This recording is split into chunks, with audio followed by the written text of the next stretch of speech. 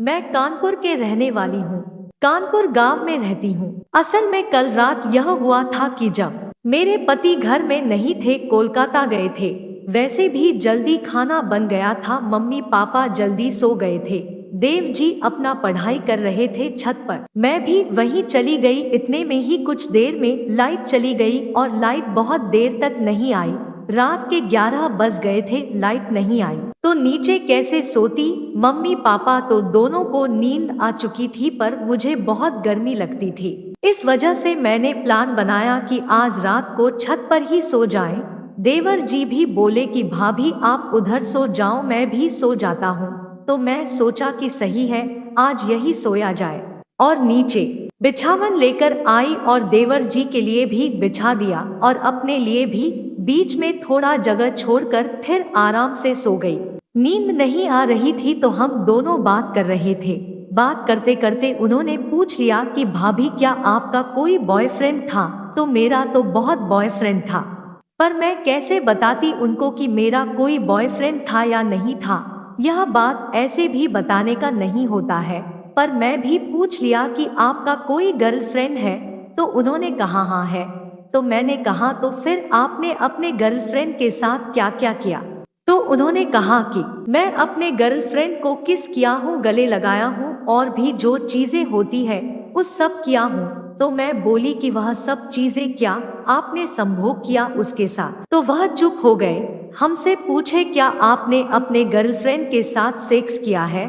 उन्होंने बोला हाँ बस 2 बार, वो मुझे सेक्स करने नहीं देती है। मैं बोली कि क्यों नहीं देती है। तो फिर मुझे बताने लगे असल में मेरा बहुत मोटा और लंबा है, इसलिए वह सह नहीं सकती है। आखिर कितना मोटा और लंबा है जो कि उसको दर्द होता है। मुझे तो कभी ऐसा दर्द नहीं हुआ।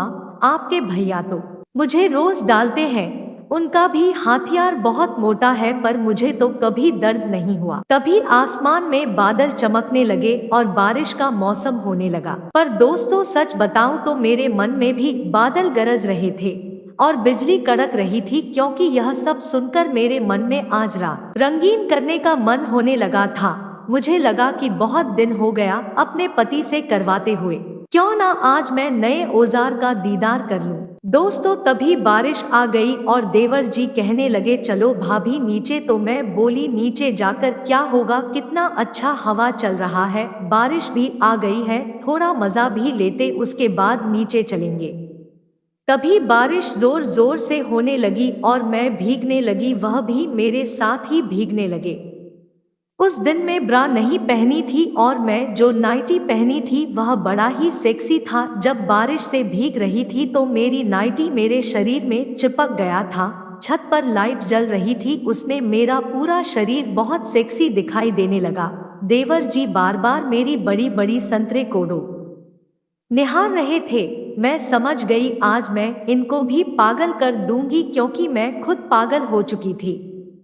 मेरी बड़ी बड़ी गोल गोल संतरे का उभार साफ साफ दिखाई दे रहा से जब बारिश में मेरा बदन भीग गया और मेरे कपड़े मेरे शरीर से चिपक गए तो दुनिया का कोई भी इंसान मुझे देखने से अपने आप को रोक नहीं सकेगा। मन में लड्डू जरूर फुटेंगे। देवर जी मुझे बार बार घूम रहे थे, देख रहे थे। मैं बोली देवर जी एक चीज बताओ, अगर आज रात को मैं आपकी बीवी बन जाऊं तो आपको कैसा लगेगा। देवर जी का मुंह खुला का खुला रह गया। जो चाहते थे वह पूरा होने वाला था और मैं जो चाहती थी वह मुझे पूरा होने वाला था, क्योंकि वह चुपचाप हो गए तो चुपचाप का मतलब यह होता है हाँ। मैं बोली ऐसा दिन शायद कभी जिंदगी में नहीं आए, तो आज हम दोनों एक हो जाते हैं। इतना कहते ही वह मेरे करीब आ गए और मुझे अपनी बाहों में भर लिया। अपने हथियार के पास मेरा पिछवाड़ा पकड़कर सटाने लगे और मेरे होंठ को चूसने लगे।